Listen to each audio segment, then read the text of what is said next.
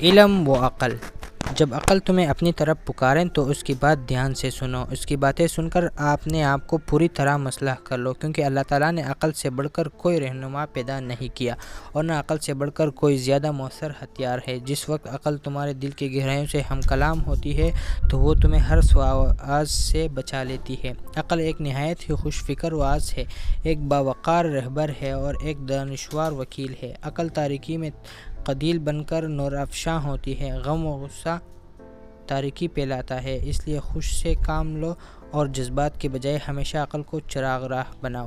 لیکن ایک بات نہایت ضروری ہے، عقل کے ساتھ ساتھ علم کا ہونا لازمی امر ہے، کیونکہ عقل علم کی مدد کے بغیر کچھ نہیں کر سکتی، یہ دونوں ایک دوسرے کے لیے لازم و ملازم ہیں۔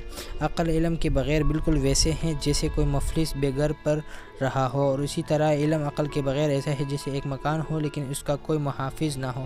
یہاں تک کہ اگر عقل دستگیری کے لیے مستعد نہ ہو تو محبت، انصاف اور نیکی جیسی عرفہ اور بدتر چیزیں بھی بیکار ہو کر رہ جاتی ہیں۔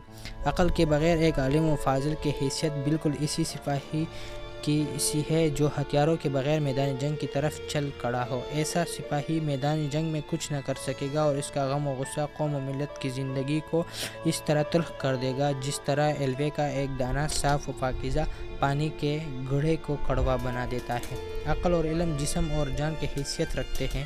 جسم کے بغیر روح ایک بے جان ہوا ہے اور روح کے بغیر جسم مٹی کے پتلے کے علاوہ اور کچھ نہیں۔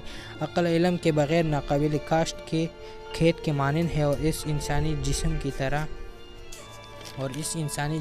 طرح جیسے نشوونما کی ضرورت ہو۔ عقل مال تجارت کی طرح منڈی میں خرید و فروخت نہیں ہو سکتی، کیونکہ مال تجارت کا تو یہ حشر ہوگا کہ جتنی اس کی فراوانی ہوگی اسی لحاظ سے اس کی قیمت گھٹتی جائے گی، لیکن اس کے برعکس عقل جتنی افر ہوگی اتنی ہی اس کی قدر و قیمت بڑھتی جائے گی۔ لیکن عقل مال تجارت کی طرح بکنا شروع ہو بھی جائے تو پھر سوائے دانشوری اور معاملہ فہم لوگوں کے اور کوئی اس کا خریدار نہ ہوگا۔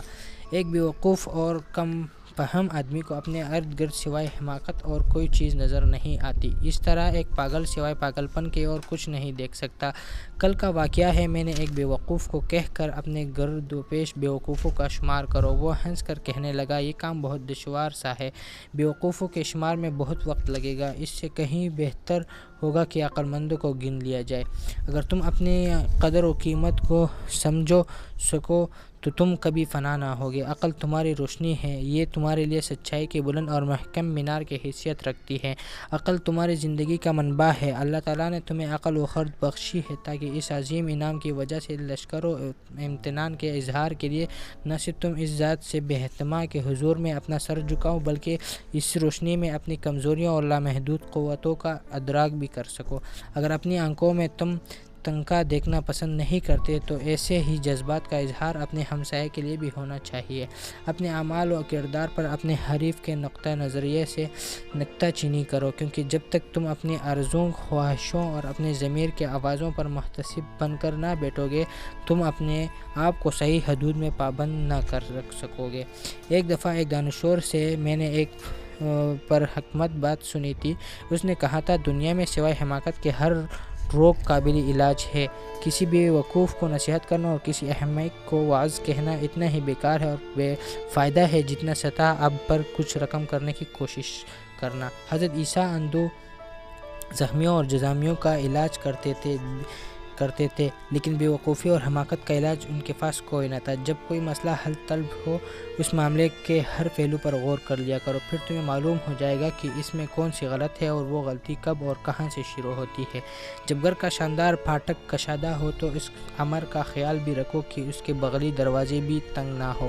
جس وقت زندگی میں کوئی مفید اور کارآمد موقع آئے تو اس سے فائدہ اٹھانے کی کوشش کرو، کیونکہ جو شخص ایسے موقع سے فائدہ نہیں اٹھاتا اس کی مثال ایسی ہے کہ وہ موقع کو اپنے سامنے ضرور دیکھتا ہے لیکن اس کے استقبال کے لیے آگے قدم نہیں بڑھاتا۔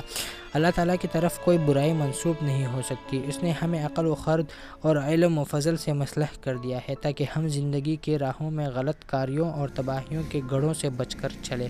یقیناً وہ لوگ خوش نصیب ہیں جن پر اس ذات باری تعالیٰ نے علم و فضل کی بارشیں کی ہیں۔ تو دوستو، آج کی تھی یہ ویڈیو، آپ کو کیسی لگی آپ کمنٹ سیکشن میں ضرور بتا دیجیے گا اور چینل کو سبسکرائب ضرور کیجیے گا۔ شکریہ۔ اگر آپ ہمارے چینل پر نئے ہیں تو خان مورل سٹوریز چینل کو سبسکرائب کریں، بیل آئیکن کو پریس کریں تاکہ آپ کو انٹرسٹنگ مورل سٹوریز سب سے پہلے دیکھنے کو مل سکے۔